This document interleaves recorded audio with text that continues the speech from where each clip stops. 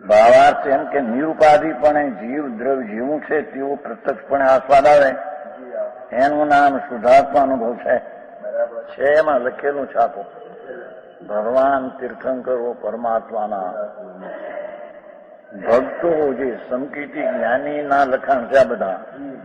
હા હા હા ભાઈ, તને તારા ભાવના માલની તને ખબર નથી. તારા ભાવમાં તો આખો આનંદ ને પરમાત્મા પદ પડ્યું છે. હા હા જીન ને જીનવરમાં દ્રવ્ય સ્વભાવમાં ફેર નથી. એવા અનુભવ કરવો એ નિરુપાધિપણે જીવ દ્રવ્ય જેવું છે તેવો પ્રત્યક્ષપણે આસ્વાદ આવે એનું નામ શુદ્ધાત્મા અનુભવ છે. હા હા હા પણ આ પેલા શું કરવું? આ ભાઈ પેલા કહો પછી કહો, આ કરી છૂટ્યો છે. બીજી ગમે એ ક્રિયા તો કર, દયા દાન વ્રત તપને ભક્તિ પૂજા ને લાખો કરોડોના દાન નહીં, લાખો મંદિર બનાવે, લાખો વાદ ગિરનાર ને શેત્રુંજાની સમેતની જાત્રા, એ બધો શુભ રાગ છે. એ ધર્મ નથી, એ ધર્મના કારણ નથી. આ હું મારે આકરો પડે પ્રભુ, શું થાય? માર્ગ તો આ છે. એક હોય ત્રણ કાળમાં પરમાર્થનો પંથ. જિનેશ્વર દેવે વિતરાગ દેવે આવો ધર્મ કયો છે? કેવો કયો જોયો? હા હા પ્રત્યક્ષપણે આસ્વાદ આવે એનું નામ શુદ્ધાત્મા અનુભવ છે. એનું નામ ધર્મ છે. એનું નામ સંકિત છે. એનું નામ સમ્યક જ્ઞાન છે. એનું નામ સ્વરૂપમાં સ્થિરતાના સ્વરૂપ આચરણ છે. ભગવાન પરમાનંદનો નાદ પ્રભુ એનું વર્તમાન દશામાં એનું સાક્ષાત અતિન્દ્રિય આનંદના સ્વાદનું વેદન થવું એ ધર્મ છે, તે સંકિત છે, તે જ્ઞાન છે, તે મોક્ષનો માર્ગ છે. હા હા આ સિવાય આ બધા ઘણા કે છે ને, બધી વાતો બધી ખોટી છે.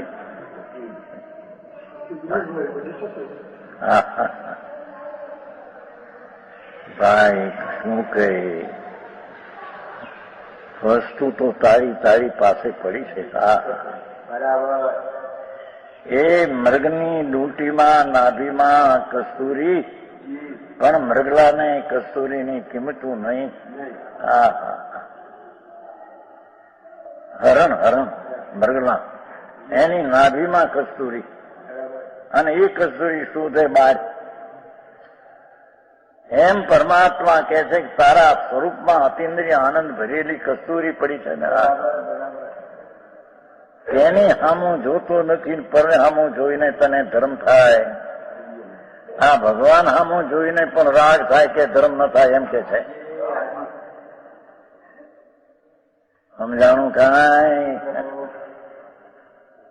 પરદ્રવ્ય છે ને ભગવાન તો. હા પ્રતિમા એ પરદ્રવ્ય છે. આવે પાપથી બચવા શુભ રાગ આવે હોય, પણ એ ધર્મ છે ને, એ ધર્મનું કારણ છે,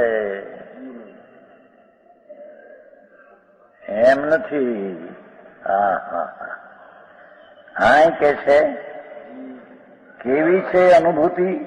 હા હા પેલો આત્મજનો પ્રત્યક્ષ પણ આસ્વાદી આત્માનુભવ કયો, જાણો? હવે કેવી છે ને? શુદ્ધ નહીં આત્મિકા, શુદ્ધ નહીં, શુદ્ધ વસ્તુ તે જ આત્મા જે નહીં. નિરુપાધિપણે પ્રત્યક્ષ આસ્વાદ એનું નામ શુદ્ધ આત્માનું. નિશ્ચયથી આ જે આત્માનુભૂતિ કહી તે જ્ઞાનાભૂતિ છે. હા હા એ આત્માનો જે અનુભવ, આત્માનો આનંદનો સ્વાદ આપવો સંકિત થતા, ધર્મની પહેલી દશા થતા, એને અહીંયા આત્માનુભૂતિ કહી તે જ્ઞાનાનુભૂતિ છે. એ આત્માનો અનુભવ એ જ જ્ઞાન સ્વરૂપી ભગવાન જ્ઞાનનો અનુભવ, બધું એક જ છે. જ્ઞાનનો અનુભવ કહો કે આત્માનો અનુભવ કહો, આત્માનો દ્રવ્યથી અનુભવ કીધો અને જ્ઞાનને ગુણથી અનુભવ કીધો, પણ ગુણ ને ગુણી બે અભેદ અંદર પડી છે.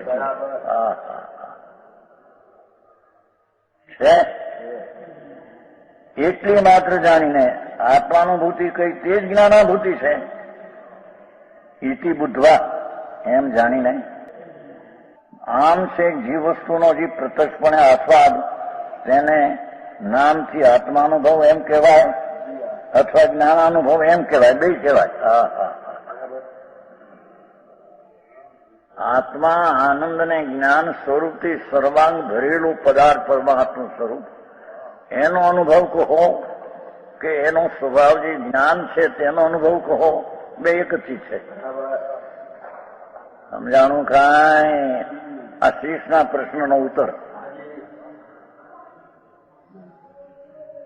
નામ ભેદ છે, વસ્તુ ભેદ નથી એમ જાણવું કે આત્માનુભવ મોક્ષ માર્ગ છે એમ જાણવું કે પરમાત્માના માર્ગમાં આત્માના આનંદનો સ્વાદ લેવો અને અનુભવ કરવો એ મોક્ષ માર્ગ છે. બાકી કોઈ મોક્ષ માર્ગ છે નહીં. છે એમાં લખ્યું છે કે નહીં?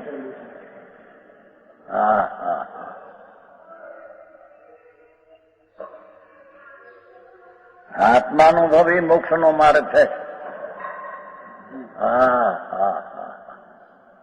ભગવાન આનંદ ને જ્ઞાનથી સર્વાંગ ભરેલો પ્રભુ એનો અનુભવ કરવો એટલે તેની સન્મુખ થઈને આત્માના આનંદનું વેદન કરવું એ મોક્ષનો માર્ગ છે. મોક્ષનો એ માર્ગ ભગવાન અનંત તીર્થંકરો, અનંત કેવડીઓ, અનંત સંતો, વિતરાગી સંતો થયા એ બધાએ આ માર્ગ કયો છે.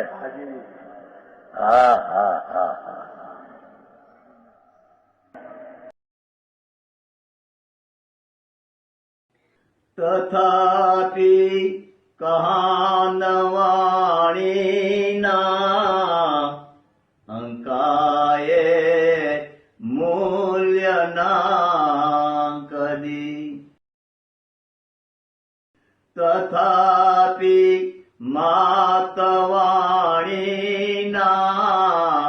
અંકાયે મૂલ્યના કદી. પરમ કૃપાળુ પૂજ્ય સદગુરુ દેવનો જયો. પ્રસામૂર્તિ પૂજ્ય ભગવતી માતનો જયો. જીનવાણી માતનો જયો.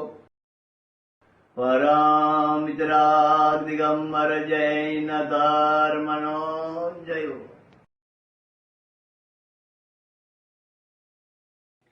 તથાપિ કહાનવાણીના અંકાયે મૂલ્યના કદી. તથાપિ માતવાણીના અંકાયે મૂલ્યના કદી. પરમ કૃપાળુ પૂજ્ય સદગુરુ દેવનો જયો. પ્રસામૂર્તિ પૂજ્ય ભગવતી માતનો જયો. જીનવાણી માતનો જયો. પરમિત્રાગ દિગંબર જૈન ધર્મનો જયો.